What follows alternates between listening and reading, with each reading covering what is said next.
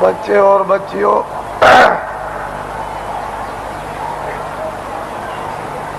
लोग अपने अपने गृहस्थ आश्रम में जब संसार का सब अनुभव बच्चों का, भाइयों का, माता पिता का, पत्नी और पति का जब गृहस्थ आश्रम में अनुभव कर लेते थे तो अंत में मोह ममता को त्यागने के लिए लोग अपनी आखिरी आयु का, उम्र का एक हिस्सा ये सोच करके देते थे कि अब चलते चलाते हमारा कल्याण हो जाए। तो और तीर्थाटन घर से निकलकर भागवत या गीता कराकर और भोज कराकर देशाटन के लिए, तीर्थ यात्रा के लिए निकल पड़ते थे और ये हाथ जोड़ते थे कि हम आ गए तो आ गए, अब हमको ये समझो कि हम नहीं हैं। हमारा यदि समय पूरा हो जाए तो हम बीच में ही चले जाएंगे। इस तरह से लोग घर से निकलकर तीर्थों में, देवस्थान में, ऋषियों मुनियों महात्माओं के आश्रम में लोग आखिरी आयु में भ्रमण करते थे। ये आशा तोड़कर जाते थे कि अब हमको घर में वापस नहीं जाना, और रास्ते ही में उनका शरीर शांत हो जाता। सियार ने खाया, ऐसे ही पड़ा रह गया, गड्ढे में गिर गया, किसी ने फेंक दिया, ये कुछ नहीं। घर से निकल गए और चले गए। पहले सभी आश्रमों में ये नियम था। अब ये कहा गया, अब ये बताया गया है कि गृहस्थाश्रम में रहो और आपको सच्चा सत्संग, सच्चे महात्मा का मिलना चाहिए, जिससे सत्संग और उसके वायुमंडल में अगर यदि शरीर शांत होता है तो अपने को वो परम सौभाग्यशाली ये समझे कि मेरी आत्मा का हो गया कल्याण।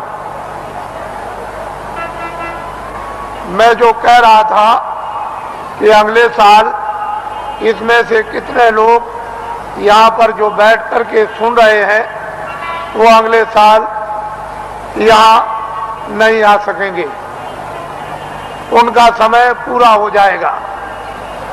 इससे ये मालूम होता है कि आपका समय साल से कम रह गया, इसलिए दोबारा फिर ये आपको अवसर नहीं मिलेगा। न तो आप दर्शन दे सकते हो और ना आप दर्शन कर सकते हो और ना आप सत्संग सुन सकते हो, क्योंकि श्वासों की पूंजी समाप्त हो जाएगी और अनमोल मनुष्य शरीर किराए के मकान से जीवात्मा को विवश और लाचार होकर के निकलना पड़ेगा। तो आपने देखा होगा, आज सुबह लाइन में खड़े हुए पूजा के लिए, न कोई बीमार है, आराम से खड़े हैं और पूजा की प्रतीक्षा में है कि हम वहां तक पहुंच जाएं और प्रसाद ले लें, और बस उतने ही में जमीन पर बैठे और शरीर छूट गया, यानी जीवात्मा शरीर से निकाल दी गई। ये जीव का बहुत ही अहोभाग्य, ऐसा अवसर जीवों को मिलता नहीं है। ऐसे वायुमंडल में, ऐसी देखरेख में, ऐसे संकल्प में, ऐसे संदेश में, मालिक की याद में, उसकी पूजा में अगर श्वासों की पूंजी समाप्त हो जाती है और शरीर से जाना पड़े तो उसकी संभाल हो जाती है, तो जीव इधर उधर नहीं जा सकता। महात्माओं को मालूम है ये जीव कहाँ जाएगा और इसका हिसाब किताब कहाँ पर होगा, वो पूरा उनको मालूम है। जिस तरह से खुली आंखों से आप हमको देखते हो, बाहर की शरीर की आंखों से, और मैं आपको देखता हूं, इसी तरह से अंतर्ज्ञान दृष्टि के द्वारा वो सब कुछ दिखाई देता है कि जीव इधर से जैसे ले जाए जाते हैं वो कैसे जा रहे और कहाँ इनका हिसाब होता है, ये महात्माओं को सब मालूम।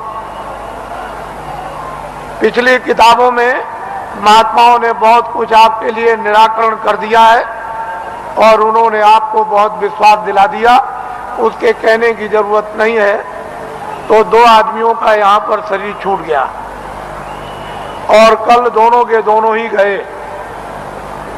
इससे ये मालूम हुआ वो बड़े बेचारे प्रेमी थे, बड़े भक्त थे और बराबर सत्संग में जगह जगह सम्मिलित होते रहते थे, सत्संग सुनते थे और दर्शन देते और दर्शन करते थे।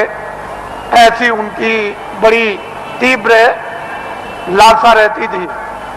तो ऐसे लोगों का तो वैसे भी काम हो जाता है। जो नामदानी जंगल में रहते हैं, जो यहाँ सत्संग में नहीं आए, अगर उनका भी शरीर छूटता है तो उनके लिए भी इंतजाम बंदोबस्त करके रखा है कि उनकी भी जीवात्मा गड्ढे में नहीं जा सकती। उनको मालूम है कि कहाँ किस समय पर। इसके माने ये नहीं है कि यहाँ सत्संग में बैठे हैं और आपका दर्शन कर रहे और दर्शन दे रहे और वो जंगल में जीव जो है वहां से चला गया, ऐसा नहीं। उन्होंने पहले ही से इंतजाम करके पूरा रखा है और उनको मालूम रहता है कि जीव यहाँ से नामदानी जा रहा, उसका इंतजाम कर दिया। उसके कर्मानुसार, उसकी साधना अनुसार फिर तुरंत शीघ्रम शीघ्र, देर कुछ नहीं लगती, मिनटों का भी काम नहीं, और उसको ये फिर मनुष्य जन्म दिलवा दिया जाता और ऐसे वायुमंडल में जन्म मिलता है जहाँ आसपास में सत्संगी यानी प्रेमी सत्संगने स्त्री और पुरुष रहे, और जैसे ही वो बच्चा बड़ा होता है फिर नामदान प्राप्त कर लेता है और वहां से साधना फिर शुरू कर देता है। यदि बीच में फिर उसकी साधना अधूरी रह जाए और फिर वो अपना शरीर छोड़ दे तो फिर उसकी संभाल हो जाएगी और ऐसी जगह पर उसको जल में दिलवा दिया जाएगा कि फौरन सत्संग में फिर आकर और नामदान को प्राप्त कर लेगा और जहां से साधना छूटी है फिर शुरू कर देगा। वहां तक के लिए उसको कोई मुश्किल नहीं पड़ेगी। वो आनंद फानंद एकदम तत्क्षण बताते ही उसका काम होगा और आगे उसके लिए थोड़ी मेहनत करनी है। इस तरह से जीवों की नामदान देने के बाद संभाल हर तरह से होती रहती है, बशर्ते यह है कि आप कोई बुरा काम न करें।